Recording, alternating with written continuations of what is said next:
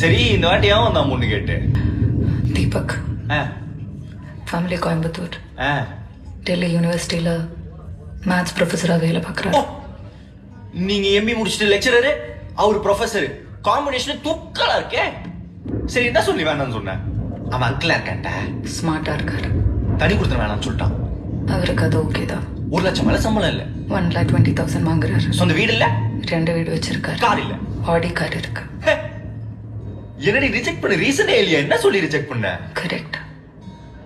Reject பண்ண ரீசனே இல்லை, அதான் யோசிச்சு சொல்கிறேன்னு சொல்லியிருக்கேன். கைட்டி விட்டு இன்னொருத்தனோட ஓட பாத்தீங்க, உனக்கு அசிங்கமா இல்ல? அசிங்கம், நீ தாண்டி அசிங்கம், அசிங்கம். 6 வருஷம் வெளியே இருக்கேன்னு சொல்லி கழட்டி விட பார்த்தேன்.